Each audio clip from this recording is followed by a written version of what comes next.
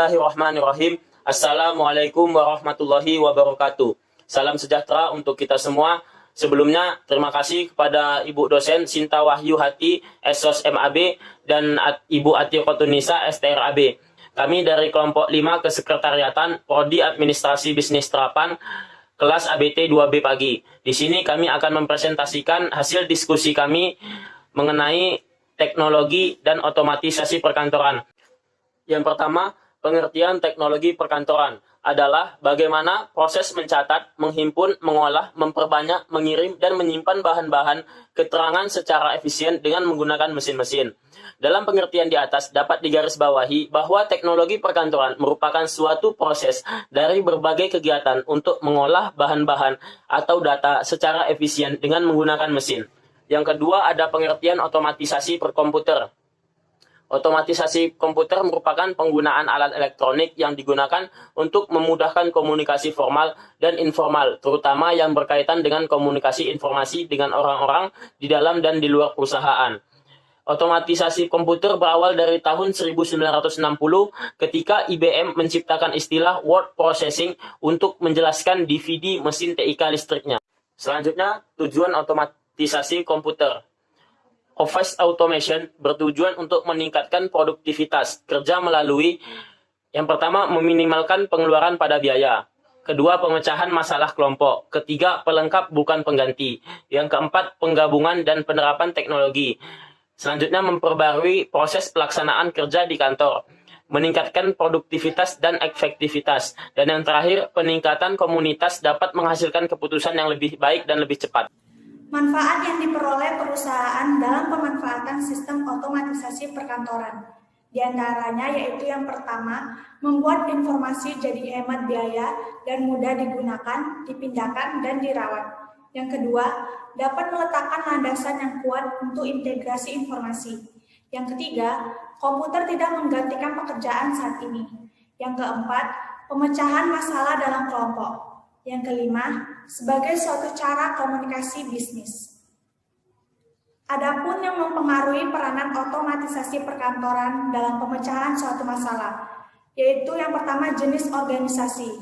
Seorang manajer di perusahaan dengan satu lokasi tidak akan mempertimbangkan konferensi audio dan video. Yang kedua, pilihan pribadi. Manajer yang memilih komunikasi tatap muka tertarik pada konferensi video dan memanfaatkan kalender elektronik. Yang ketiga, sumber daya OA. Yang tersedia pasukan manajer dibatasi oleh sumber daya OA yang tersedia dalam perusahaan. Otomatisasi kantor digunakan oleh semua orang yang bekerja dalam kantor. Pada dasarnya, terdapat 4 kategori pengguna otomatisasi kantor, yaitu yang pertama manajer, orang yang bertanggung jawab mengelola sumber daya perusahaan, terutama SDM. Yang kedua, profesional. Profesional tidak mengenal orang, tetapi menyumbangkan keahlian khususnya. Yang ketiga, sekretaris. Biasanya ditugaskan pada pekerja terdidik tertentu untuk melaksanakan tugas seperti menangani korespondensi, menjawab telepon, dan mengatur jadwal pertemuan. Yang keempat, pegawai administrasi. Melaksanakan tugas dari sekretaris seperti mengoperasikan mesin fotokopi, menyusun dokumen, dan menyimpan dokumen. Baik, perkenalkan nama saya Muhammad Reza Palevi, bisa dipanggil Reza, dengan NIM 4122001037. Baik, di sini saya akan menjelaskan tentang tahap penerapan otomatisasi kantor. Untuk tahap ini ada 3 tahap. Yang pertama itu ada tradisional. Tradisional ini penggunaan teknologi utamanya ditujukan untuk mengurangi biaya dan meningkatkan produktivitas. Terus untuk tradisional ini dia terfokus pada penggunaan word processing, fax, telepon, dan lain-lain. Di tahap yang kedua itu ada namanya transisional. Pada transisional ini ditandai dengan mulai digunakannya proses data secara elektronik serta dibangunnya aplikasi untuk keperluan pengarsipan, penyimpanan, dan komunikasi yang berbasis komputer. Contoh transisional itu yang pertama itu ada pembuatan database atau Oracle. Itu ada berikutnya ada general ledger atau informasi keuangan dan lain-lain. Tahap yang ketiga atau tahap terakhir ini ada namanya transformasional. Ini setelah dari transisional. Pada transformasional ini konvergensi telekomunikasi dan informasi. Jadi ini tahapan yang ketiga. Terus untuk contoh transformasional ini, yang pertama ada teleconference, terus ada video conference, dan lain-lain.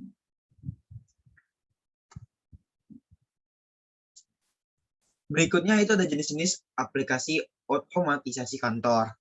Yang pertama itu ada pengolahan kata atau word processing.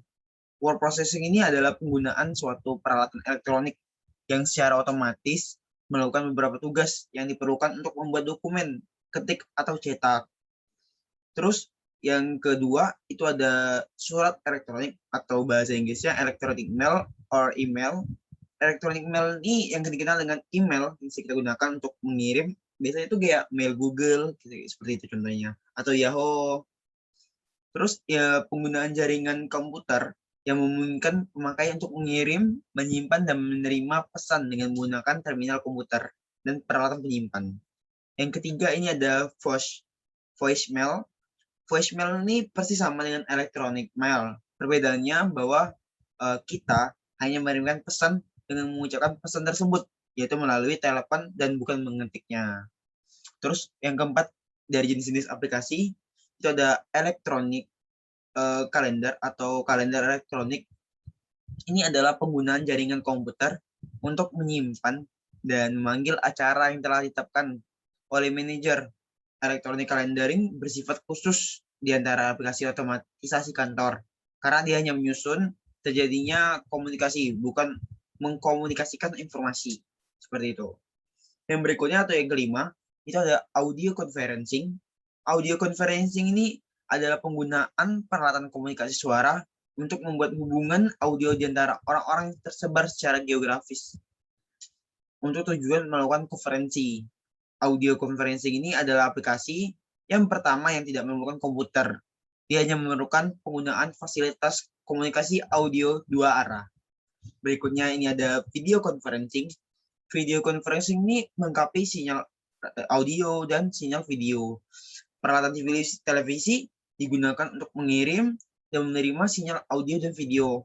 Orang yang berada dalam suatu lokasi dapat melihat dan mendengar suara orang yang berada di lokasi lain selagi konferensi dilakukan. Itu ada yang sekarang ada 6. Berikutnya ada lagi nih, kawan-kawan, dari jenis-jenis aplikasi otomatisasi kantor. Berikutnya itu ada konferensi komputer atau computer conferencing, di mana ini adalah penggunaan jaringan komputer sehingga memberi kemampuan seseorang untuk melakukan pertukaran informasi selama proses terjadinya konferensi. Aplikasi ini hampir sama dengan electronic mail karena kedua aplikasi ini menggunakan hardware dan software yang sama. Istilah teleconferencing digunakan untuk menjelaskan 3 bentuk alat elektronik untuk konferensi. Berikutnya itu ada facsimile transmission atau transmisi faksimili. Pada facsimile transmission ini yang biasa disebut dengan fax. Fax adalah penggunaan peralatan khusus yang dapat membaca tampilan dokumen pada ujung channel. Yang dapat membaca tampilan dokumen pada ujung channel komunikasi dan membuat salinan atau kopi di ujung yang lain. Fax sangat mudah diimplementasikan dan dioperasikan. Jarum telepon suara dapat berfungsi sebagai channelnya dan pengoperasian peralatannya tidak lebih sulit daripada mengoperasikan mesin fotokopi. Berikutnya atau yang ke-9 itu ada video text. Video text ini adalah penggunaan komputer untuk tujuan memberikan tampilan materi tekstual pada layar CRT atau ini CRT. Materi tekstual dapat berbentuk naratif atau tabulasi dan dia disimpan dalam penyimpanan sekunder pada komputer. Berikutnya, mohon maaf, ini tadi melangkah. Seharusnya tadi imaging dulu baru video text. Baik untuk sebelumnya ya. Imaging pencitraan atau image storage and retrieval. Beberapa jenis perusahaan mempunyai volume dokumen yang besar sehingga mereka harus menyimpannya dalam file agar informasi dapat dipanggil atau didapatkan kembali jika diperlukan. Nah, untuk mengatasi masalah tersebut mengenai penyimpanan dan pemanggilan tampilan, maka digunakan microform yang berupa mikrofilm dan microvision, microfiche. Mikrofilm akan mengurangi kebutuhan ruang yang diperlukan oleh dokumen kertas sampai sekitar 97%. Image storage dan retrieval digunakan dalam pemecahan masalah tersebut ketika dia diperlukan untuk melihat kembali dokumen storage untuk tujuan pemahaman masalah. Berikutnya yang terakhir itu ada desktop publishing. Desktop publishing ini atau DTP ada pembuatan output tercetak yang kualitasnya hampir sama dengan yang dihasilkan oleh typesetter. Sistem DTP ini terdiri atas mikrokomputer dengan layar CRT yang beresolusi tinggi, printer laser, software desktop publishing. Terus penggunaan desktop publishing ini sebagai alat pemecahan masalah meliputi aplikasi administrasi dan teknis, penampilan dokumen, iklan yang profesional dan menarik akan memberikan komunikasi yang efektif. Terima kasih atas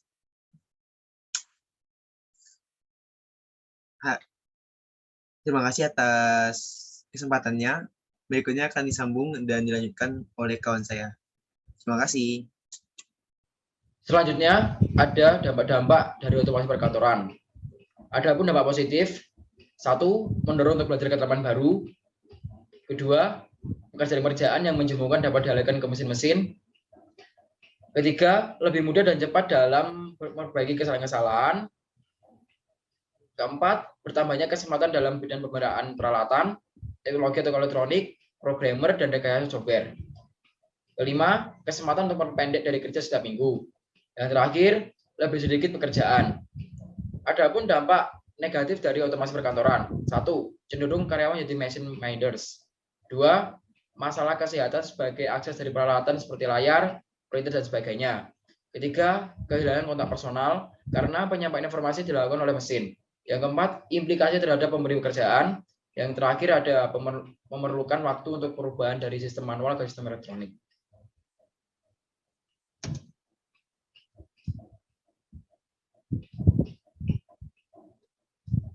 Selanjutnya, saya akan memberikan contoh studi kasus dari otomasi perkantoran. CV Wisma Lingga adalah bidang jasa pelayanan akomodasi dan konsumsi yang berlokasikan di Kota Bandung. CV Wisma Lingga menggunakan perangkat lunak siap pakai atau pre-written application software berupa paket pengolahan data atau gaji, persediaan, dan piutang. Spreadsheet elektronik sistem perangkat lunak siap pakai memungkinkan perusahaan kecil mencapai sistem pengendalian keuangan dengan investasi tidak terlalu besar. Software yang digunakan program aplikasi Zaire Accounting Standard Edition version 4.0 untuk penyataan atau record ke dalam komputer. Kemudian sistem software ini digunakan untuk memproses pemasukan data, sedangkan sebagai media transmisi yang digunakan untuk komunikasi antar komputer dilakukan melalui suatu jaringan Hotel Lingga. Sistem informasi keuangan CV Wisma Lingga ini menyediakan laporan tentang banyaknya tamu yang menginap, lama menginap, tingkat hunian, dan banyak fasilitas yang digunakan oleh tamu tersebut. Sistem informasi ini menjadi kompleks ketika pihak hotel berusaha membuka unit-unit profit lainnya seperti restoran, toko, roti, toko souvenir, wartel, internet, dan acara-acara khusus.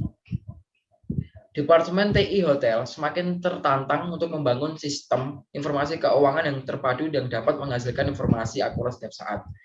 Titik kritis dari pembangunan sistem ini adalah menghubungkan antara pemesanan, tempat, dan saat reservasi. Pada awalnya, pemakai output komputer pada CV Wisma Lingga adalah pegawai administrasi sebagian akuntansi yang komputernya melaksanakan aplikasi seperti pembayaran gaji pegawai, pengelolaan persediaan atau inventory control, dan penagihan serta laporan keuangan. Sebagian informasi juga disediakan bagi para manajer, tetapi hanya sebagai output tambahan dari aplikasi keuangan. Gagasan untuk menggunakan komputer sebagai sistem informasi manajemen atau bisa disebut dengan SIM merupakan suatu terobosan besar di CV Wisma Lingga. Karena menyadari bahwa para manajer memerlukan informasi untuk pemecahan masalah.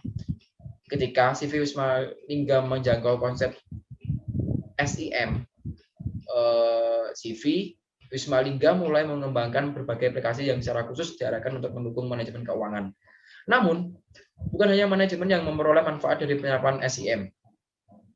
Non-manager dan staf ahli juga menggunakan outputnya. Selain itu juga dimanfaatkan oleh para pemakai yang berada di luar perusahaan, yaitu para pelanggan akan menerima faktur dan laporan transaksinya. Para pemegang saham akan menerima cek dividen, dan pemerintah akan menerima laporan pajak.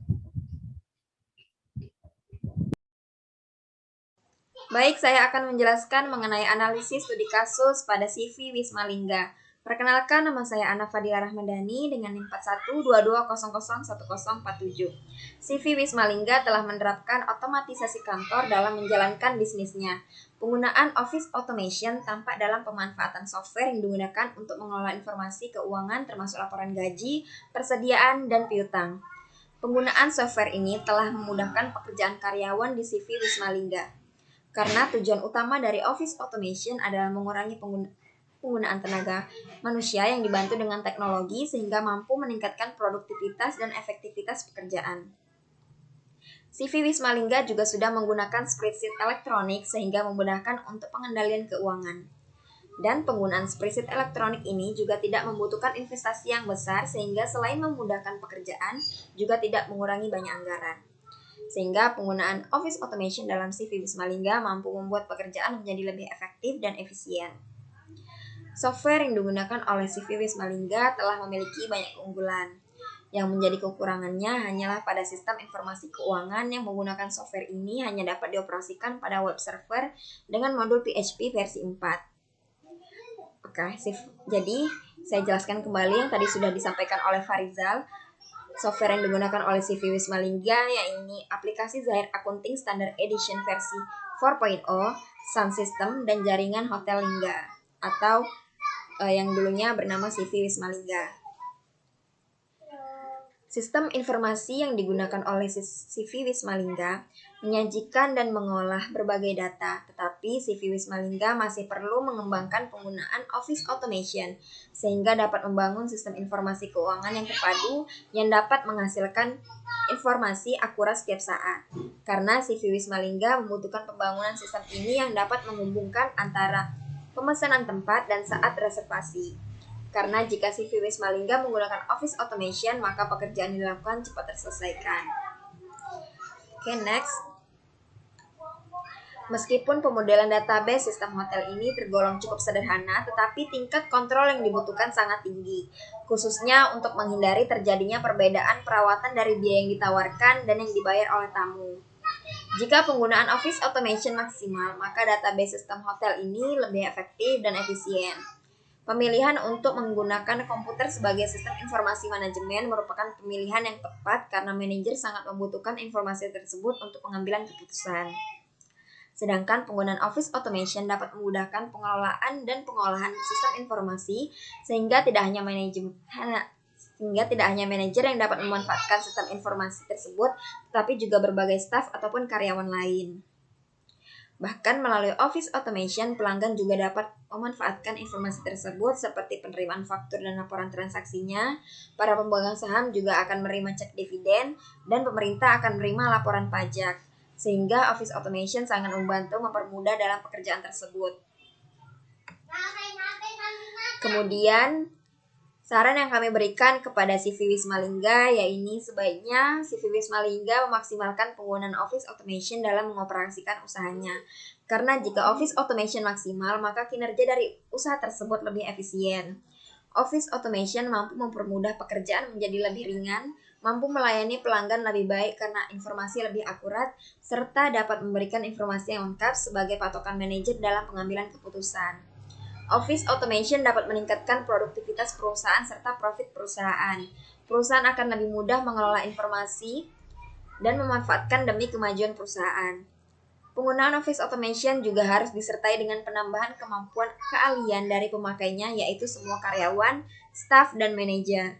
Karena Office Automation tidak dapat maksimal jika brandware atau penggunanya tidak mampu mengoperasikannya, maka hasilnya akan kacau. Pada intinya, penggunaan Office Automation dalam sebuah perusahaan sangat membantu memudahkan pekerjaan. Hanya saja perusahaan harus mampu menjalankannya secara optimal agar didapatkan hasil kerja dari penggunaan Office Automation yang lebih efektif, efisien, dan lebih produktif. Sekian presentasi dari kelompok 5 mengenai teknologi dan otomatisasi kantor. Terima kasih. Wassalamualaikum warahmatullahi wabarakatuh.